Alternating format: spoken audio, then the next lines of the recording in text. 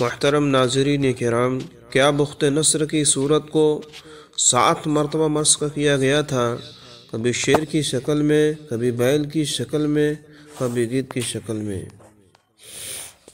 تو اس سلسلے میں علامہ دمیری رحمۃ اللہ علیہ نے حیات الحیوان کی جلد نمبر 2 میں لکھا ہے بخت نصر کا تذکرہ، اور حلیہ میں وہب ابن منبہ رحمۃ اللہ علیہ کے حالات میں اس ذیل کا یہ قصہ منقول ہے کہ بخت نصر کا مسخ پہلے شیر کی شکل میں ہوا، لہذا شیر درندوں کا راجہ بن گیا۔ پھر دوبارہ اس کا مسخ گدھ کی شکل میں ہوا، لہذا وہ پرندوں کا راجہ بن گیا۔ پھر اس کا مسخ بیل کی صورت میں ہوا تو بیل مویشیوں کا بادشاہ کہلایا۔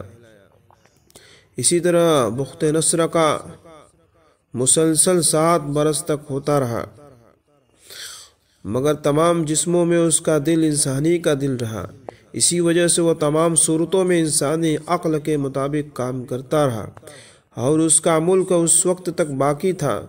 پھر اللہ تعالیٰ نے بخت نصر کو انسانی قالب میں تبدیل کر دیا اور اس کی روح بھی لوٹا دی۔ تب بخت نصر نے لوگوں کو توحید الہی کی دعوت دی اور یہ کہا کرتا تھا کہ اللہ کے علاوہ ہر معبود باطل ہے۔ بخت نصر کس دین کا پیروکار تھا؟ وہب ابن منبہ رحمۃ اللہ علیہ سے دریافت کیا گیا کہ بخت نصر مسلمان ہو کر مرا، تو انہوں نے جواب دیا کہ میں نے اہل کتاب سے اس بارے میں مختلف باتیں سنی ہیں۔ بعض لوگ یہ کہتے تھے کہ موت سے پہلے ایمان لے آیا تھا، اور دوسرے لوگوں کا کہنا تھا کہ انہوں نے نبیوں کو قتل کیا، بیت المقدس یعنی مسجد اقصی کو کھنڈر بنا دیا اور وہاں موجود مقدس کتابوں کو نذر آتش کر دیا۔ اللہ تعالیٰ کا اس پر غضب نازل ہوا اور پھر اس کی توبہ قبول نہیں ہوئی۔ بخت نصر کا قتل اسی کے دربان کے ہاتھوں۔